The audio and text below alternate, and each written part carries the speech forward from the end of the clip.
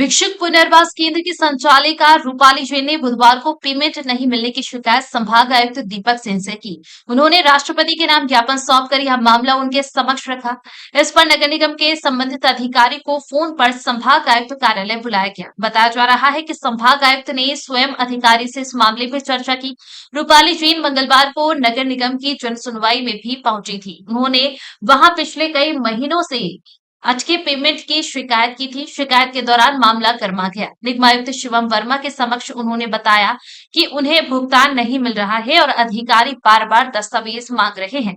मामला इस हद तक बढ़ गया कि निगमायुक्त ने कहा, यदि आप 5 मिनट में प्रमाण प्रस्तुत कर देती हैं तो आपका पेमेंट आज शाम तक कर दिया जाएगा और संबंधित अधिकारी पर कार्रवाई भी की जाएगी। इस पर रूपाली जैन सभी प्रमाण लेकर आ गई। इसके बाद कोर्ट रूम में निगमायुक्त, अन्य अधिकारी और रूपाली जैन के बीच चर्चा हुई, लेकिन कोई समाधान नहीं निकल सका। इसके बाद रूपाली जैन ने निगम मुख्यालय पर कर्मचारियों के साथ प्रदर्शन भी किया। Bureau report, MP express 24/7। देखिए, जिस तरह से हमने इंदौर शहर को भिक्षावृत्ति मुक्त बनाया और राष्ट्रीय स्तर पर इसको इतनी ख्याति मिली है, जहां पर भारत का पहला भिक्षावृत्ति मुक्त शहर बनने वाला है, अधिकारी तमगा लेने की तैयारी में लगे हुए हैं। ये सब तब संभव हो पाया जब दिन रात 72 हमलों को झेलने के बावजूद भी हम लोग कर्ज लेकर भी इस अभियान को कहीं भी बीच में नहीं रोका। पर विडंबना देखिए कि हम सब किसके शिकार हो रहे हैं। हम नगर निगम की अमानवीयता और असंवेदनशीलता के शिकार हो रहे हैं। आज जन सुनवाई में हमने कमिश्नर सर के सामने अपनी बात को रखा और उनसे हमने अपने अधिकार के लिए बात की कि हमें हमारा अधिकार मिले। जिस तरह से हमने काम किया, लगभग हमारा 3 करोड़ रुपया जो है वो रुका हुआ है। 22 महीनों की तनख्वाह हमारे साथ में काम करने वाले कर्मचारियों की रुकी हुई है।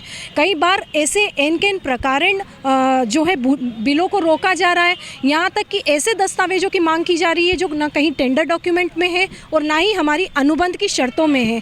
फिर भी अप्रासंगिक मांगों के साथ में बिलों को रोका जा रहा है। कभी कभी कहते हैं कि मूल्यांकन चल रहा है, कितने महीने मूल्यांकन में लगाएंगे। तो ये सामान्य देरी नहीं है, बल्कि कहीं ना कहीं हमें बर्बाद करने की इनकी ऐसी व्यवस्था है जो जानबूझकर की जा रही है। इनकी अवांछित मांगों को पूरा नहीं करने के कारण शायद हमको ये भुगतान करना पड़ रहा है।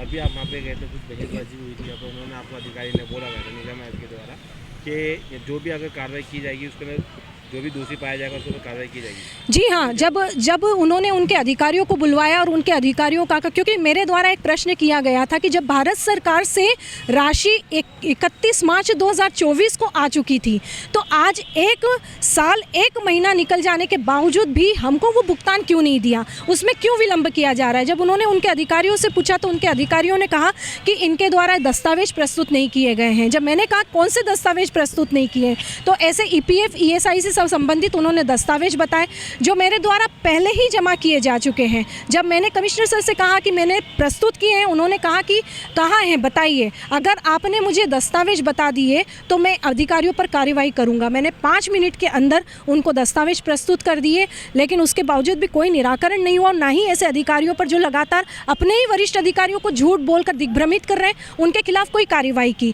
हमें रोका भी सही कि आप मूल्यांकन करवाइए, अपनी जितने भी दस्तावेज हैं उनको मैं खुद स्वयं देखूंगा।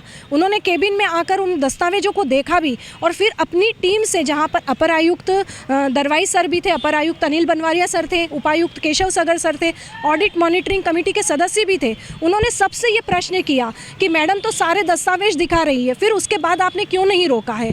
कई बातों को उन्होंने नज़रअंदाज करने की कोशिश की और मुझे, लेकिन कमिश्नर सर ने यह आश्वस्त ज़रूर किया कि आज किसी भी सूरत में आपका भुगतान हो जाएगा, पर मुझे ऐसा होते हुए दिखाई नहीं दे रहा है।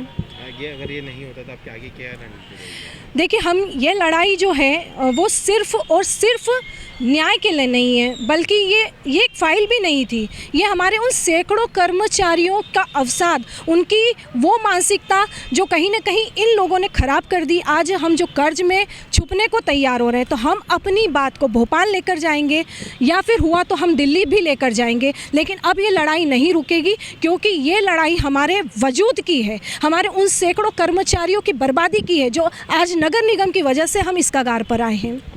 रूपाली जैन, संस्था प्रवेश अध्यक्ष। उनको हमने बोल दिया है, उनका फोन आ गया, हाँ, आया था।